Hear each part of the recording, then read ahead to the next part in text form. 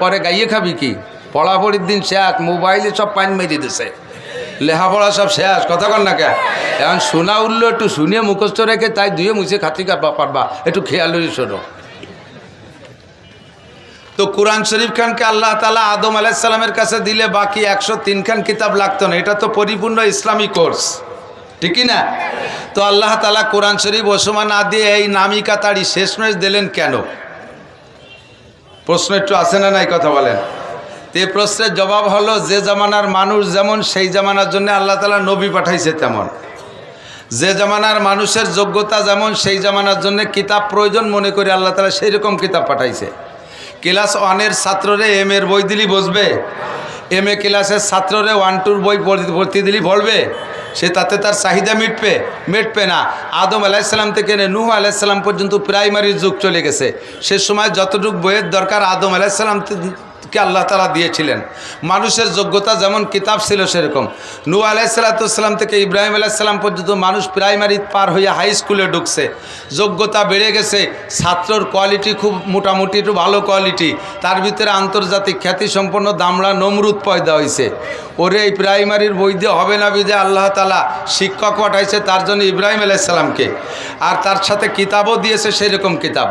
এবার ইব্রাহিম আলাইহিস সালাম নমরুদরে পড়াইতে আস্তে আস্তে চলে গেছে প্রায় 1000 বছর। এর মধ্যে ছাত্রর যোগ্যতা বাড়িয়ে গেছে, ওরা হাই স্কুল থেকে কলেজে চলে গেছে। এই ছাত্রকে আবার ওই কিতাব দিয়ে হবে না, এই জন্য তার চাইতে বেশি শক্তিশালী শক্ত কিতাব দিয়ে আল্লাহ তাআলা জাইদ্রেল নবী একজন মুসা আলাইহিস সালামকে দিয়ে পাঠাইছে। ছাত্রর কোয়ালিটি মিস্টার ফেরাউন, মিস্টার হামান, মিস্টার কারুন, এই সমস্ত জাইদ্রেল কলেজে বিশ্ববিদ্যালয়ের ছাত্র, কলেজের ছাত্র, এদেরকে সোজা করার জন্য যেমন বইয়ের দরকার সেই কিতাবখানার নাম তৌরাত। 1000 পারা, 10 লক্ষ আয়াত নবী পাঠাইছে মুসা আলাইহিস সালামকে, যার হাত ফিরাউনের সামনে ধরলে সূর্যের চাইতে জ্বলে উঠতো, তাকায় থাকতে পারতো না। হাতের লাঠিটা ফেলে দিলে 3 কিলোমিটার লম্বা একটা সাপ হয়ে যেত, ফিরাউনের বংশ ধরে ধাওয়াইয়ে সাগরে নামাই দিত। যার হাতের লাঠির বাড়িতে নীল নদের ভিতরে 12টা রাস্তা হয়ে যায়, এমন যোগ্য নবীর দরকার। আল্লাহ তাআলা সেই কিতাব দিয়ে সেই নবীকে পাঠিয়েছে, কথা বলুন ঠিক কি ঠিক না? এরপরে ছাত্রর যোগ্যতা আরও বেড়ে চলে গেছে। এবার ছাত্র চলে গেছে বিশ্ববিদ্যালয়। এই বিশ্ববিদ্যালয়ের ছাত্রদেরকে তৌরাত কিতাব দিয়ে তৃপ্তি হবে না বিধায় আল্লাহ তাআলা নিজ হাতে বাপ ছাড়া নিজের পক্ষ থেকে রুহু দিয়া হযরত ঈসা আলাইহিস সালাতু ওয়াস সালামকে পাঠিয়েছে মারিয়াম আলাইহিস সালামের পেটে। কিতাব দিয়েছে তাকে ইনজিল কিতাব। এই কিতাবও যথেষ্ট কঠিন, যেটা বিশ্ববিদ্যালয়ের ছাত্রদেরকে তৃপ্তি দিতে পারে। ছাত্র যেমন তার জন্য কিতাবও তেমন। চলে গেছে 570 বছর, এর ভিতরে ঈসা আলাইহিস সালাম চলে গেলেন। ছাত্র যোগ্যতা আরও বেড়ে গেছে। ছাত্রর নাম আবু জাহেল, ছাত্রর নাম আবু লাহাব, উতবা, সাইবা, ওলিদ ইবনে মুগিরা, আবু সুফিয়ান, ওমর, আবু বকর, উসমান, আলী, তলহা, জুবায়ের, বেলাল, আম্মার, সোহাইব, আব্দুর রহমান ইবনে আবি বকর, আব্দুল্লাহ ইবনে ওমর, সালমান ফার্সি, আব্দুল্লাহ ইবনে সালাম রাদিয়াল্লাহু আনহুম আজমাইন। এরপরে আসছে পরবর্তীতে, এখন আস্তে আস্তে ছাত্রর যোগ্যতা হয়েছে যারা নিজেরা আকাশে উড়তে পারে, বডির সাথে মেশিন লাগায় নিজে ওড়ে, চাঁদের দেশে যায়, মঙ্গল গ্রহে যায়। এই সমস্ত তেজি ছাত্রকে ওই আগের বই পুস্তক পড়াইয়া আগে তৃপ্তি দেওয়া যাবে না। এই জন্য আল্লাহ তাআলা এমন একটা কিতাব পাঠিয়েছে যেই কিতাবের সামনে আর হা করার উপায় নাই। তার জন্য উস্তাদ একজন বাছাই করেছে, লাউলাহু মা খালাকাল আফলাকা খালিকুহা লাউলাহু মা খারাজাল ইনসানু মিন আদামি বাদে খুদা বুজুর্গ তুই কিসসা মুক্তাসার। এমন একটা ব্যক্তিকে উস্তাদ বানাইছে যেই ব্যক্তিকে আল্লাহ বলেছে তুমি বলে দাও বইস্তু মুআল্লিমা, আমাকে আল্লাহ উস্তাদ হিসেবে পাঠিয়েছে। কিয়ামত পর্যন্ত যত বড় শিক্ষিত পণ্ডিত আসুক না কেন, আমার নবীকে একটা অক্ষরের শিক্ষা দেওয়ার যোগ্যতা নিয়ে আসতে পারবে না। যত বড় পণ্ডিত আসুক, আমার নবীর সামনে ছাত্র হয়ে বসে থাকা লাগবে, কথা বলেন ঠিক ঠিক না? এজন্য যেমন নবী যেমন উম্মাদ সেরকম উস্তাদ সেরকম কিতাব দিয়ে আল্লাহ তাআলা পাঠিয়েছে। এর ভিতরে কোনো তা কম নাই, কোনো তা কম নাই, কোনো জায়গায় একটু ফাঁক নাই সেই জায়গায় একটু আঙ্গুল ঢুকবা, কোনো জায়গায় একটু বেশি নাই সেইটুক কাটিয়ে দিয়ে খাটো করবা। আমার কোরআন হলো জামে ও মানে, জামে বলা হয় যা কিছু দরকার সব আছে, মানে বলা হয় ভিতরে ঢুকানোর মতো কোনো ব্যবস্থা নাই, সব দিয়ে পরিপূর্ণ আছে, ওর ভিতরে ঢুকানোর কোনো প্রয়োজন নাই। ঠিক কি ঠিক না? কোরআন শরীফের কোনো একটা আয়াতকে বাদ দেওয়ার দরকার আছে আপনাদের মাথায় পড়ে? আরে কথা কয় না। এই আয়াতটা কোরআন শরীফের এই জামানায় চলে না এরকম বলার কেউ আছেন নাকি? আর কোরআন শরীফের কোনো জায়গা কম আছে আর একটু ঢুকোতে হবে এই বুদ্ধির কেউ আছেন নাকি? মিস্টার গোলাম আহমদ কাদিয়ানি কয় কোরআন শরীফ ছিল 40 পারা, মোহাম্মদ সত্য নবী তার কাছে দিয়েছে আল্লাহ 30 পারা, আর 10 পারা রেখে দিয়েছে আমার জন্যে। ওর কাছে বলে সেই 10 পারা নাজিল করছে। তো কোরআন শরীফের সেই 10 পারা আলা, কোরআন শরীফ 40 পারা কোরআন শরীফ কেউ দেখছে নাকি কোনোদিন? জীবনেও কোনোদিন শাল কাঠের সাথে মানদার কাঠ মেশে না, ঠিকই ঠিক না? কোরআন শরীফের শাল লোহা কাঠের সাথে তোমার ওই 10 পারা মানদার কাঠ ও কোনোদিনও মিশাতে পারবি না আল্লাহর রহমতে। আর এর হেফাজতের দায়িত্ব নেছে কে? জোরে কোন কে? আল্লাহ বলেন ইন্না নাহনু নাযালনা যিকরা ওয়া ইন্না লাহু লাহাফিজুন। আগের কিতাবের হেফাজতের দায়িত্ব আমি নেই। আমি জানি ওগুলো বাদ দিতে হবে, কাজে তার হেফাজতের দায়িত্ব নেই, তার উম্মতরা ওটা নষ্ট করছে, আমি একটু বাহারাদারি করি নাই। কিন্তু কোরআন শরীফ নাজিল করেছে আমি, এর হেফাজত আমি করব। আরে লেখা কোরআন পড়াবি, লেখা কোরআন গায়েব করে দিবি, কিন্তু সিনার মধ্যে যে কোরআন আছে এই কোরআন কি এই কোরআন কি পড়ানোর কোনো উপায় আছে? বর্তমানে বিশ্বে 2.5 কোটির উপরে হাফেজে কোরআন, জোরে কন্যা সুবহানাল্লাহ। ইটালিতে এক ডিস্ট্রিক্ট ইনচার্জ, তাকে কি বলে ডিস্ট্রিক্ট কমিশনার, ডিসি, আমাদের বাংলাদেশে ডিসি বলে, ওখানে কি বলে তা জানি না, আমি গল্প শুনেছি, যার সাথে ঘটনা সেই আমাকে বলেছে যে হুজুর আপনি এই কথাটা বলবেন, আপনার খেলাফতি দিলাম। তো ডিস্ট্রিক্টের ইনচার্জ ডিসি সাহেব ওনাকে বলছেন যে আমি নিজে খ্রিস্টান, এই মুহাব্বতের সাথে খেয়াল করেন, আমি নিজে খ্রিস্টান, তবে আমার একটু শখ জাগছে 4 ধর্মের বিতর্ক অনুষ্ঠান করব। 4 ধর্মের, দুনিয়ায় 4টে ধর্ম বেশি প্রসিদ্ধ, এই 4 ধর্মের বিতর্ক অনুষ্ঠান করবে। এদিক খেয়াল করেন, 1 নম্বরে মুসলমান, 2 নম্বরে খ্রিস্টান, 3 নম্বরে বুদ্ধ, 4 নম্বরে হিন্দু। এই 4টে ধর্মের আমি বিতর্ক অনুষ্ঠান করব। তো ডিসি সাহেবের ডিসি কোর্টের ভিতরে এই অনুষ্ঠান। তো উনি 3 জন সংগ্রহ করছে, খ্রিস্টান পাদ্রী একজন, বুদ্ধকে মন্দির থেকে এই চায়নাতে এক নেড়ার এনেছে, আর হিন্দুকে মন্দিরতে ইন্ডিয়াতে এক ঠাউর এনেছে। এই 3টেই কায়সামারি পণ্ডিত।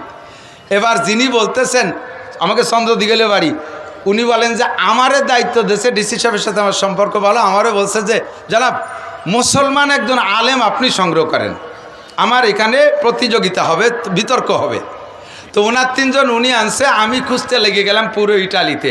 তো সবে মাত্র বাংলাদেশ থেকে 1 বছর আগে একজন আলেম আসছে, উনি কি যেন নাম বলছে আমি ভুলে গেছি, হাফেজ, হাটাজারির থেকে মৌলানা, তামিরুল মিল্লাত ঢাকার আলিয়া মাদ্রাসা থেকে কামিল পাস, ঢাকা বিশ্ববিদ্যালয় থেকে ইংলিশের পর মাস্টার্স, তাহলে সব আছে না, সবটাই পারদর্শী, কিন্তু ইটালিয়ান ভাষা এখনও ধরে পারে নাই।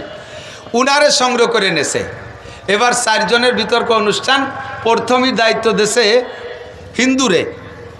হিন্দু ঠাকুরে বলছে, ঠাকুর মশাই তুমি তোমার ধর্মের প্রাধান্যতা যতভাবে পারো দলিল আদিল্লা দিয়ে যত সময় লাগে, আজকে সময় উন্মুক্ত, এবং পাশে যারা আছে তারা কানলো না, হাসলো, মরলো না, বাঁচলো, ওয়া দেখা দেখি নেই, এমনভাবে বক্তব্য দেবা যে তোমার ধর্মই দুনিয়ায় ধর্ম, আর অন্য কোনো ধর্ম কিছু না, তা জিরো। এমনভাবে বক্তব্য দিবা যাতে তারা আর কথা বলতে সুযোগ না পায়, তাতে যদি ওই 3 জন ফলায় চলে যায় যাক।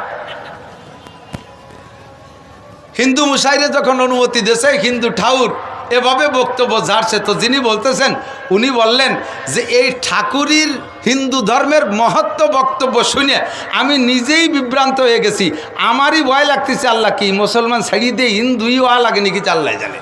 এ ঠাকুর এত জানে কিভাবে যে বলল। তো আমি চিন্তা করছি পরে 3 জন পলাবে, তা দেখলাম যে না, পলাই নেই। উনি ছেড়ে দেওয়ার পরে এবার বুদ্ধ নেড়ারে দায়িত্ব দিয়েছে, তোমার দায়িত্ব 2টা, এই ঠাউরে কাটবা আর সামনের জনের দরজা বন্ধ করবা। সেও ভালো পণ্ডিত, এমনভাবে জানছে হিন্দু কোন জায়গায় যে বলাবে তার হদ খুঁজে পাচ্ছে না, তার ধর্মটা জিরো বানায় দিয়েছে। আর সামনে বক্তব্য রাখবে খ্রিস্টান যিনি, তাকে এমনভাবে দরজা বন্ধ করছে কেমন যেন এখন বুদ্ধই হতে হবে সবাই। ওনার বক্তব্য শেষে এবার পাদ্রী, 3 নম্বর বক্তা পাদ্রী খ্রিস্টানরে বলছে যে তোমার দায়িত্ব আগে 2 জনরে শেষ করবা, আর পরে মৌলবী যেন কথা না করতে পারে, পিছন দিয়ে বলাই যায়, খোলামেলা কথা। এবার ওকে 2 জনের ধর্মীয় গ্রন্থ তো আসমানি কিতাব না, হিন্দু বুদ্ধকে, খ্রিস্টানের তো কি আছে, ইঞ্জিল আছে, তার তো কিছু দলিল আছে। সে এমনভাবে ছাড়ছে যে আগে 2 জন শেষ, সামনে মৌলবী মনে আর কথা বলতে পারবে না। তার বক্তব্য শেষ। তবে খুশির বিষয় শেষ বক্তা রাখছে মুসলমান জনরে। এবার উনি বলতেছে, হুজুর আপনার দায়িত্ব তিনজনের শেষ করবেন। আমি খ্রিস্টান, আমারে বলে ভয় পাবেন না। আমি ডিসি, আমারে বলে ভয় পাবেন না। আপনার কাজে আপনি ছাড়বেন, আপনার ধর্মই সঠিক প্রমাণ করে ছাড়বেন, নইলে কিন্তু এ জায়গায় বিপদ আছে। তো এবার হুজুর যখন বয়ান শুরু করলেন, বয়ানের সংক্ষিপ্ত মুক্তাসার বক্তব্য এভাবে বললেন, কয় স্যার আপনারা যদি আল্লাহ 100 বছর হায়াত দেয়, আর এই কয়েকজনের যদি আরও 100 বছর দেয়, আমারও যদি 100 বছর হায়াত দেয়, আর এই মজলিসটা যদি 100 বছর ধরে রাখেন, আমি 100 বছর পর্যন্ত দলিল দিতে পারবো ইসলাম ছাড়া অন্য কোনো ধর্ম নাই, আল্লাহ ছাড়া কোনো মাবুদ নাই। জোরে বলেন ঠিক কি ঠিক না?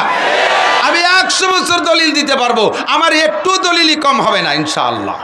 তবে এত দলিল দেব না, আমি ছোট্ট একটা দলিল দিই। স্যার এই আমরা চারজনের ধর্মগ্রন্থ আছে, 4 জনের আছে, হিন্দুদের আছে, বুদ্ধর আছে, খ্রিস্টান আছে, আমার আছে কোরআন।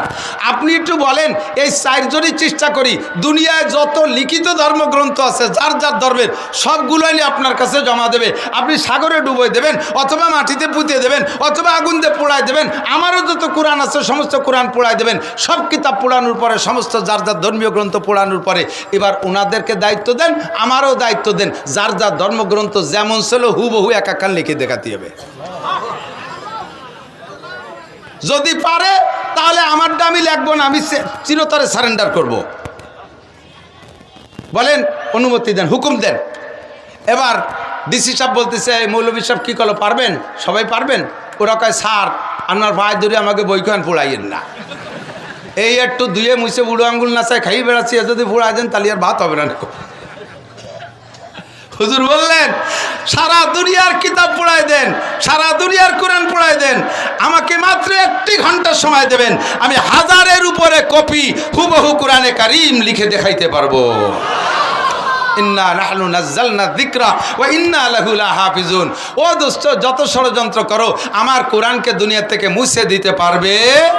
মাঝে মাঝে ঝড় ঝাপটা আসবে, ফিতনাবাজদের কাজিয়া। এদিক তাকান, এদিক। আমি তো মাদ্রাসায় পড়াই, আমার অধীনে উস্তাদও আছে, আমি মোহতামেম প্রিন্সিপাল, আমার অধীনে উস্তাদও আছে, ছাত্রও আছে।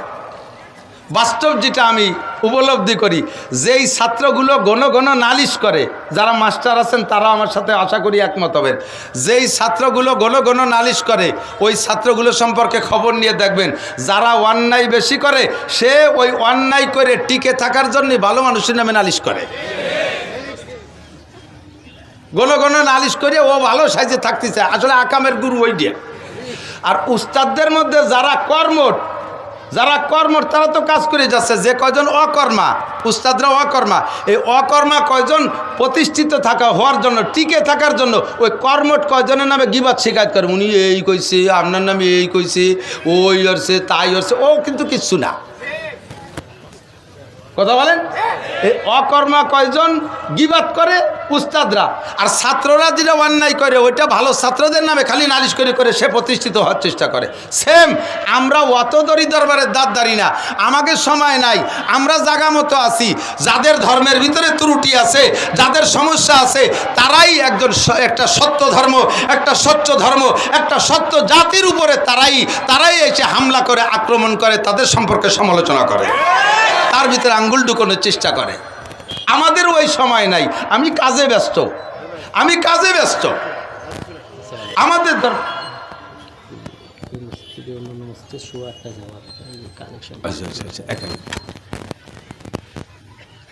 সময় তো শেষ, আমার সময় আমার হিসেবে আরও আগে শেষ মনে হইতেছে। ভালো অনেক কথা এসে গেলি তো করতে চালিয়ে নড়বেন না কেউ। তো বর্তমানে আমাদের এলাকায় যথেষ্ট ফিতনা আসতেছে, এই ট্রান্সজেন্ডার ফিতনা। হুজুররা বলবে, আমি শুধু হেডলাইন করে যাই, ট্রান্সজেন্ডার চেনেন তো, নাম শুনছেন?